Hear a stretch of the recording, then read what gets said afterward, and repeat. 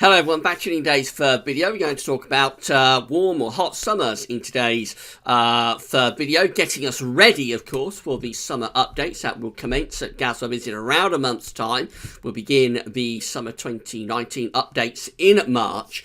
And I just want to get the page ready, so I thought I'd do a little update looking at previous hot summers that have been followed by another hot summer. So kind of like back-to-back hot summers. Quite unusual, quite rare, but it has happened in the past. And so we're going to look at this for today's third video. We've got 4 videos up at GasWeb today. So we started off with some spring analogues, looking at springs following the years that had similar Decembers to December 2018. That video is going to be placed on the spring updates page. There'll be a written summary that goes with it later on this evening. Of course, we also have had the GasWeb Sunny Roundup, and coming up tonight, we're going to have, as always, on a Sunday at the moment, we're going to have the Ensembles Watch. So we go through all members of the GFS Ensembles. Hope you're enjoying videos, hope you're enjoying the content. So I say this third video is just going to have a quick look at hot summers that have been followed by another hot summer. So they're kind of like back-to-back warm summers, and we'll see how often this has happened, when the last time was but it happened. We know that we had a hot summer for 2018, of course, a very hot summer, particularly June and July. So could we, in theory, have another hot summer for 2019? And answer is yes, we could, because it has happened several times in the past. So that's what we're going to look at, and we'll get on with it right now for you. So this, of course, is the mean temperature anomaly for the summer of 2018. It was a very, very warm, hot summer, set against 81 to 2010. We see that much of northern Britain came out with temperature anomalies of over a degree above average, but across England and Wales in particular, it was even hotter, with temperature anomalies around 1.5 to 2 degrees or more above average, set against 81 to 2010. So it was a very hot summer in 2018, particularly hot in July, of course, where we had one of our hottest Julys and hottest months on record. This is how the reanalysis looks for the summer of 2018. So it was a truly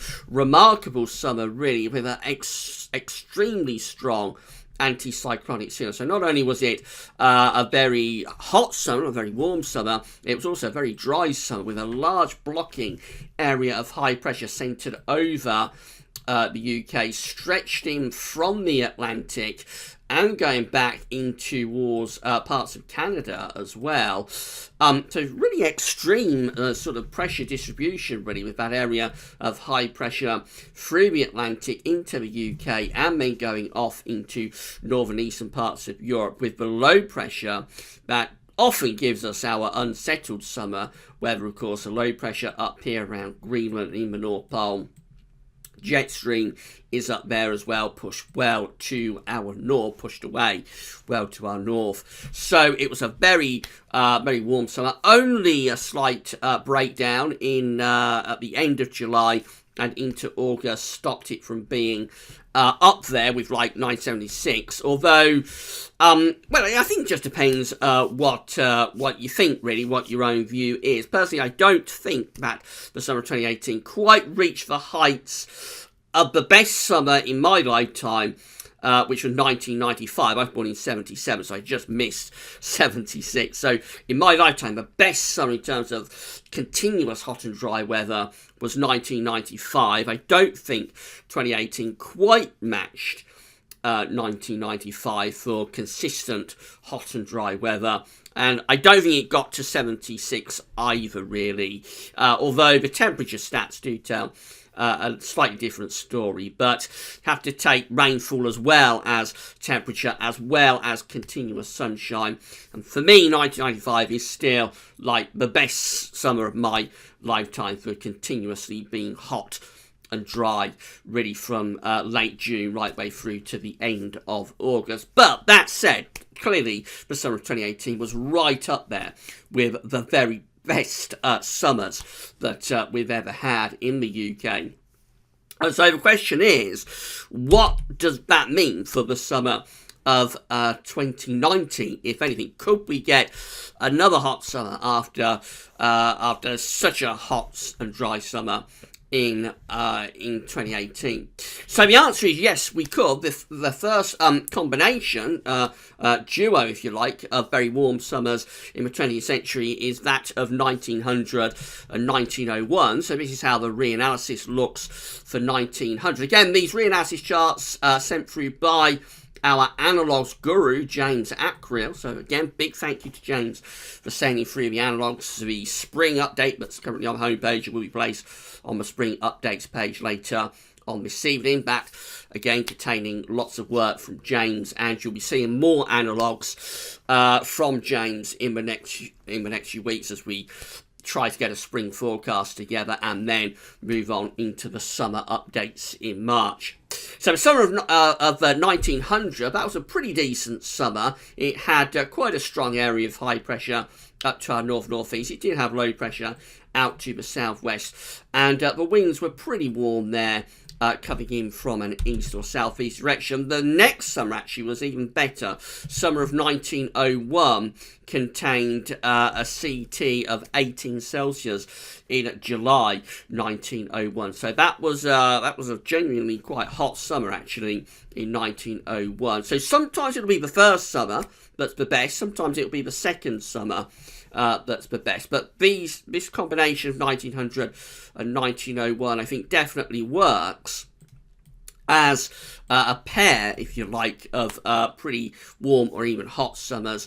Again, this one has very strong blocking signal over Scandinavia, so it must have been a very easterly summer, bringing those hot easterly winds through the summer of 1901. Excuse me. Now, the next combination of back-to-back hot summers that I've come up with is 1933, 1934. So this is how the reanalysis looks for the summer of 1933. It has a blocking signal towards Scandinavia, also supported to some degree by a displaced ridge from the Azores high. That's displaced northwards. Low pressure is quite an unusual pattern. Low pressure is forced into the south and southeast of Europe, so it must have been a very unsettled summer through particularly the eastern part of the Mediterranean. I would have thought unusually unsettled through Italy, through Greece, those sort of areas.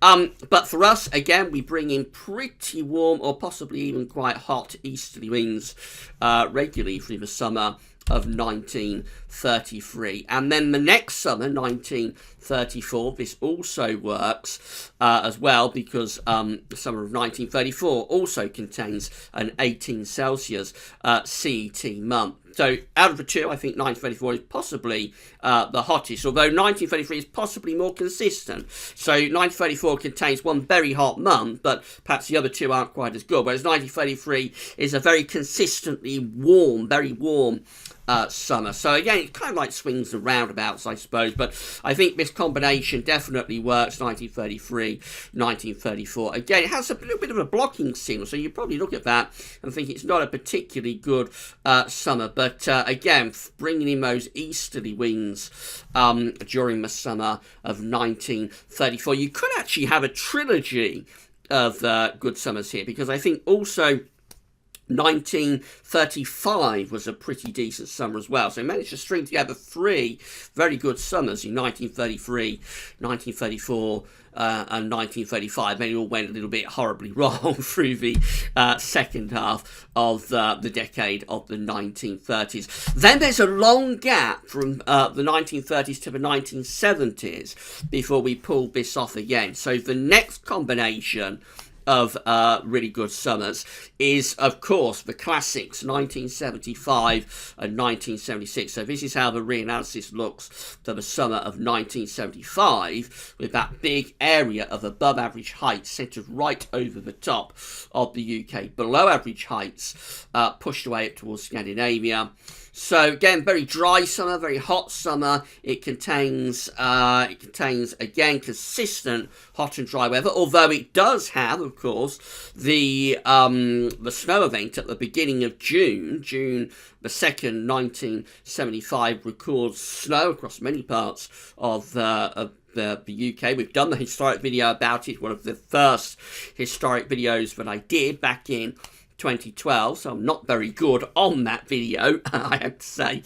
But we know what happened there. We had the cold beginning to June, very cold start to June, and then the summer just got hotter and hotter, and it was consistently hot and dry. It's within the period of the Great Drought that started in the autumn of 1974 and didn't finish until it's kind of like the end of the summer of 1976. So that's summer number one in terms of the combination of hot summers in mid-70s. Of course, this is summer number two. 1976 is the daddy of hot summers, really. It doesn't get hotter or drier than the summer of 1976, with this big blocking area of high pressure almost anchored over the top of the UK, as it had been, I say, pretty much since the end of 1974. This went on for nearly 2 years, that we had just this consistent area of high pressure centering itself over the top of the UK. You notice that summer did have a lot of low pressure. It had it in Greenland, it had it through the middle of the Atlantic, also had it across eastern parts of Europe. So again, probably another very unsettled summer for parts of Italy, Greece, and we're going up towards the Black Sea. But for us, it's that high pressure bringing those hot and dry easterly winds from beginning to end during the summer of 1976. So that's the next one of our duo, if you like, of back-to-back hot summers, 75, 76. We didn't have to wait very long for the next duo either. So this is the summer of 1983. This contains a very hot July, of course, in 1983, but August was also very warm as well. Again, we see this big area of above average heights, high pressure centered over the top of the UK. The jet stream with all of the low pressure is pushed off up to the north. That's where it is, across Greenland and to the north of Scandinavia. Jet stream is up there as well, and under this area of high pressure, we're bringing in consistent hot southerly and easterly winds. I think particularly July 1983 was very southerly month, so it's quite thundery as well in that particular summer. And then, of course, the next summer, 1984, also pulls off this back-to-back hot summer sort of period as well. So this is the summer of 1984, again with the large area of above average height centred almost over top of the UK, just perhaps a little bit to our west. It's not as hot as the summer of 1983. In some ways, the summer of 1984 is perhaps a little bit of a forgotten summer. I think maybe people have forgotten that summer a little bit. It's overshadowed to some degree by 1983. But it was a really good summer in its own right. It didn't reach the very extreme heat that, all that often of 1983, but it was a very, very consistently good summer in 1984 with a lot of dry weather and plenty of very warm to hot conditions, even if it didn't get to the extreme heat that we had in the summer of 1983. So again, that definitely qualifies, I think, as another sort of back-to-back hot summer duo of 1983, 1984. And then, again, we didn't have to wait very long for our next duo. We have the summer of 1989. So we think of the 1980s as being a decade that had very cold winters, and indeed it did have cold winters. It had 1981, 1982, and then it had the trilogy of cold winters through the middle years of the 1980s, 84, 85, 85, 86, 86, 87. And we kind of like forget the summers a little bit because those mid-1980s summers in particular were very poor. But it was really quite a decent decade, actually, for summers, because it had 83 and 84. I mean, it has 1989 as well. And this is how the reanalysis looks for the hot summer of 1989. Again, we have that large area of above average heights almost over top of the country. Not quite as strong as in the previous two summers. The below average heights are up to the north. That's where the jet stream is as well, up to the north of the country.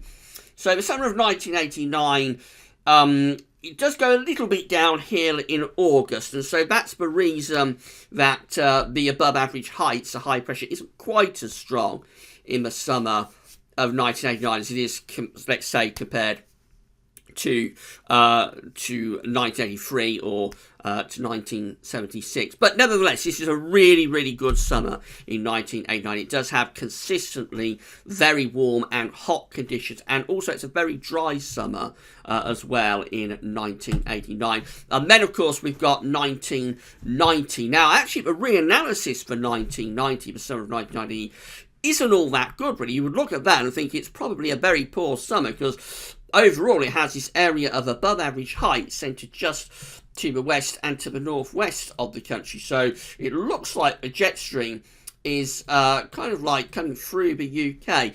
And that's primarily down to what happens in June, because June 1990 is actually quite an unsettled month. It wasn't. It was a late starter of the summer, but June wasn't particularly good. But when it got going, my word, did this summer really get going. So July just became hotter and drier, and then of course it all culminated in that extraordinary heat wave through the opening days of August 1990, where we recorded temperatures of 100 Fahrenheit for the first time ever. Certainly in recorded history. Of course, we have beaten that temperature that was set in August 1990 since. But nevertheless, at that point, it was a really, really big talking point, I can tell you that, when we reached that 100 Fahrenheit threshold in, I think it's the 3rd of August, 1990. So, although the reanalysis doesn't look all that good for the summer of 1990, this summer definitely qualifies again as a sort of back-to-back hot summers along with 1989. You definitely have to bring those two together, summer of 1989 and the summer of 1990, as a duo of hot summers. And then the last time we did this was in 1994 and 1995. So this is how the reanalysis for the summer of 1994 looks. Now, this is a little bit marginal this summer, I have to say, but it was really hot in July in particular across the UK in 1994. It looks like it's unsettled again with the below average heights out to the northwest, but the above average heights that we see here across many western parts of Europe tell the tale, because that's bringing up consistently hot air from the south, although it's quite unstable. So it's a hot but also unstable summer with a lot of thunderstorms during the summer of 1994. I know that for sort of Scotland and Ireland, it wasn't as good a summer there, but I think really because it has that, particularly in terms of the CET, it has that very hot July. I think we have to include this in terms of being a duo of hot summers. The summer of 1994 was consistently very warm, too hot, and also very thundery, particularly in July of 1994. And then, of course, we've got 1995, which is almost like a repeat of 76 to some degree. It didn't quite reach the heat of 1976, but it's actually a drier summer than 1976. A lot of people forget that, excuse me, that the summer of 1995 was actually drier than the summer of 1976, because what made 76 so extreme and so extraordinary was that it was the culmination of such a prolonged dry spell. If summer of 1976 had happened in isolation, just on its own, then of course it wouldn't have been that dramatic in terms of like the reservoirs becoming completely dry. It was the fact that the dry weather had started in 74 and was still going on and sort of climaxing with the summer of 1976, whereas in 1995, although it was actually a drier summer overall than 1976, the previous period had been quite wet, so we had a very wet winter actually in the summer of 1994 and 1995, which is something that we didn't have in the summer of 1975, 1976. But obviously this is almost like a repeat of 76. It has this big blocking area of high pressure centred over the top of the UK. We have the low pressure stored in the Atlantic and going to our south. A common feature with these very hot UK summers is that around the south and west of the UK in the Atlantic going into the Med, it's actually quite an unsettled sort of summer pattern. So again, this summer is bringing in these very hot and dry easterly winds in the summer of 1995. As I say, that's the best summer of my lifetime. I don't think 2018 quite matched 1976 in terms of just consistently being hot, dry and sunny day after day after day after day from the end of June to the end of August. We could almost extend that into like 4 back-to-back hot summers, actually, because 1996 was a pretty decent summer. It wasn't overly hot, but it did have consistent warm weather. And then 1997, despite a really dodgy start in June, became very hot in August of 1997. So, of course, we remember the 1990s as a golden decade for summers, and indeed, it was a golden decade for summers. So many of them just had consistent hot, dry conditions. But again, to qualify for the back-to-back hot summers, I think it's got to be 1994, 1995. That's the last time we did it. We haven't been able to pull it off since. So you see that we did have that long run from the 1930s to the 1970s before. So you wouldn't necessarily say we are overdue a combination of back-to-back hot summers. But then again, in the 1980s, like we had 1983, 84, and then 89, 90. So we had two combinations of hot summers very close together then. And then again, I suppose 94, 95. So I would think we're going to get a couple of hot summers, a pair of hot summers before too much longer. And who's to say that it won't be 2019? Maybe it will be. But of course, we do have to consider that sometimes it can all go horribly, horribly wrong. So I'm just going to leave you with this little note of warning, and we'll look at hot summers that were followed by truly terrible summers. And the first one, of course, is 1911. This is one of the hottest summers of the 20th century, although it does have quite a strong blocking feature towards Greenland. So you would think, again, that's probably quite a cool summer. You would think we're bringing down northerly winds in terms of a reanalysis, but actually this is a very hot summer, particularly hot in July of 1911. But then look what happens in August 1912. The next summer goes from being one of the best summers of the 20th century to one of the worst summers of the 20th century. And the reason is that we get this big trough of below average height centred over top of the UK with this strong blocking signal up to the north. That's forcing the jet stream down there. And so the summer of 1912 is truly atrocious. It's such a cold, wet summer. Very, very bad summer indeed. The next one is 1955, 1956. So again, in some ways, the summer of 1955 has similarities with both the summers of 1976 and 1995, because it has this big area of high pressure just anchored, rooted over the top of the UK. It has the low pressure going down to our south, down here. And it also has low pressure up to the north. But for us, we're under that big blocking area of high pressure. So the summer of 1955 is just consistently hot and dry, again, particularly through July and August. But look what happens in the summer of 1956. The next one is a complete flip, a complete reversal, and this one is an atrocious summer, particularly atrocious in August of 1956, which is one of the coldest and wettest Augusts that we've ever had the misfortune of experiencing in the UK. So the trough is just centred over the top of the UK to our east. We're pulling down cold northerly winds.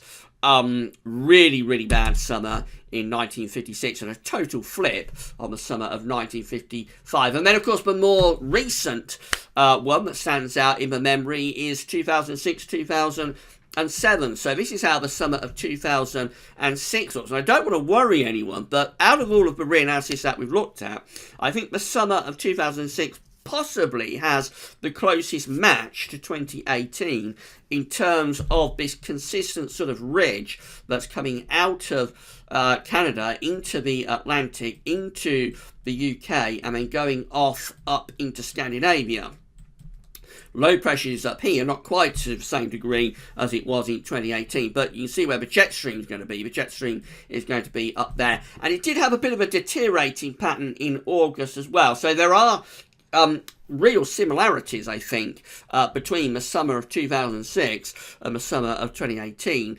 Now, the summer of 2006, of course, contains the hottest July on record. We thought for a while that we might beat that with the summer of 2018, but in the end, we didn't quite manage to pull it off. We didn't quite manage to beat that all-time July and all-time hot temperature record.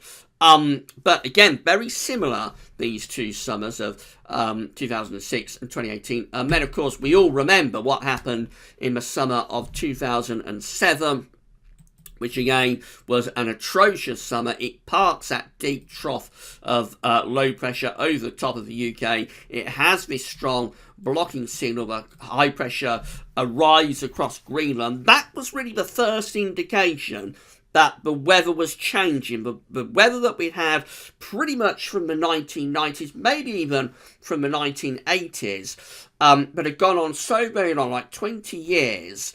That was the first indication that summer that things were beginning to happen in the atmosphere. And of course, it got more extreme, this blocking, as we went into 2008, 2009, 2010, reaching its peak, of course, with the December to remember in December 2010. But back to summers. Of course, this was a complete flip in 2007 on the summer of 2006. This is a particularly noteworthy cold and wet summer.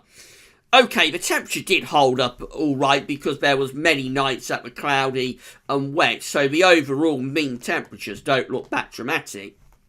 But as I always say, it's no good having temperatures of 15 degrees at night and 20 degrees in the day if it's going to be pouring down with rain both day and night. And that's exactly what happened in the summer of 2007, particularly in June and July. It did get a little bit better, I suppose, in August, but still nothing to write home about.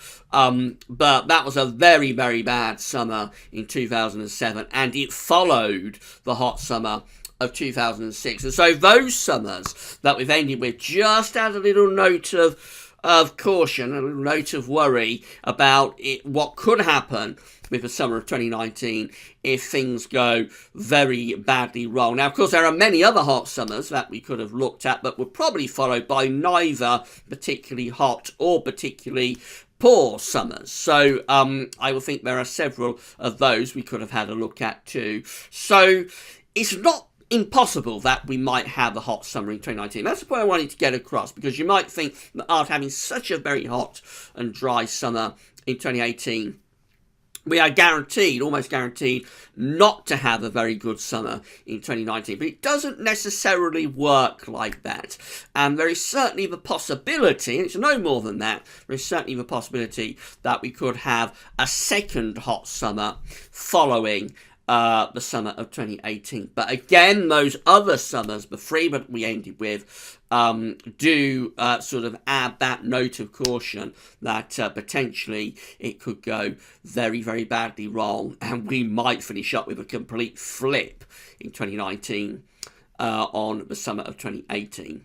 All will be revealed in the weeks and months ahead. As I say, the summer 2019 updates will begin at Gav's Vids in March, so we'll have a look at reanalysis and analogues. We'll also have your seasonal model roundups, of course, the 3 of those in March, April and May, and then at the end of May we will get the summer 2019 forecast together for you. Right, so that's it for today's third. Be a really busy day, as I say, at website. If you haven't looked at them yet, don't forget to check out Gav's Sunny Roundup and also the Spring Analogues update. They're both on the homepage. That Spring Analogues update will be placed on the Spring Updates page later on with a written summary. And coming up tonight, we're going to have Ensembles Watch. But half an hour, that's all for now, and thanks for watching.